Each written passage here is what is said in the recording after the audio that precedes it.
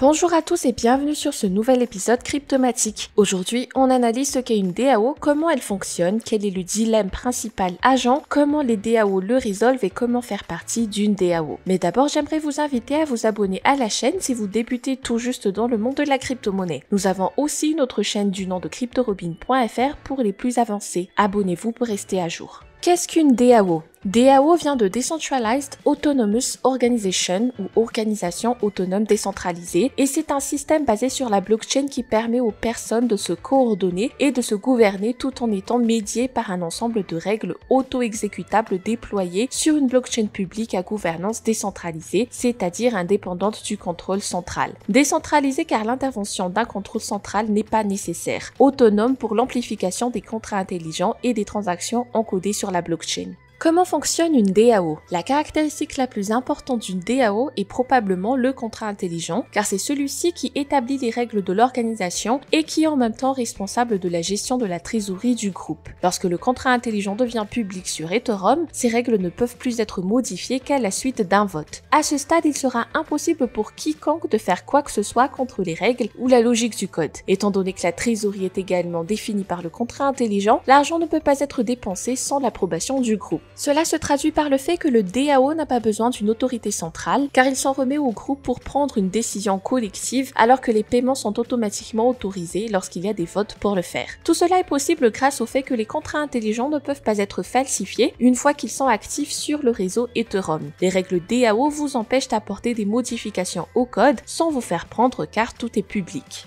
Le dilemme principal agent. L'avantage le plus important de DAO est probablement qu'il résout le dilemme principal agent. Lorsqu'un système a une structure qui peut permettre à une entité ou un agent de prendre des décisions ou d'agir au nom d'une autre entité ou le principal, il existe un risque inhérent à la divergence des objectifs, des priorités ou d'accès aux informations importantes des parties respectives. Cela représente le dilemme principal agent et renvoie au fait que l'agent pourrait agir dans son propre intérêt malgré le fait qu'il a été choisi pour prendre des décisions au nom du principal. Le DAO ne permettant pas d'apporter des modifications sans vote, un tel problème ne peut pas exister, sauf dans les cas extrêmes de piratage qui sont extrêmement rares. Comment rejoindre une DAO?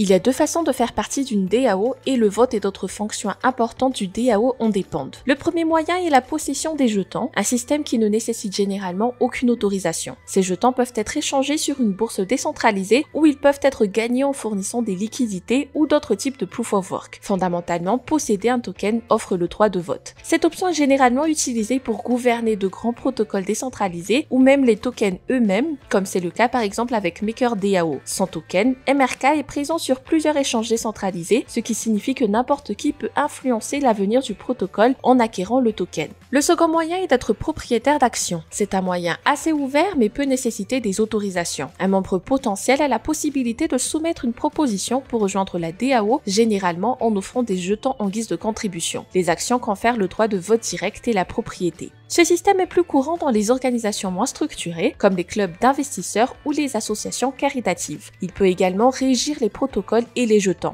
Un exemple est Moloch DAO qui se concentre sur le financement de projets Ethereum. Il demande une proposition d'adhésion afin que le groupe puisse évaluer si cette personne a le capital et l'expertise nécessaire pour prendre les bonnes décisions pour le protocole. En conclusion, une DAO permet aux entités de s'auto-gouverner en s'appuyant sur le pouvoir de vote sans aucune intervention extérieure. C'est la preuve qu'une gouvernance centralisée n'est pas toujours nécessaire. Les DAO résolvent le dilemme principal agent par leur nature même, il n'est pas généralement difficile d'en faire partie. J'espère que vous avez aimé la vidéo d'aujourd'hui et si vous avez d'autres questions sur la DAO, n'hésitez pas à nous laisser des commentaires. C'est tout pour aujourd'hui, n'oubliez pas de vous abonner à la chaîne Cryptomatique si vous souhaitez rester à jour sur les derniers concepts du secteur de la crypto.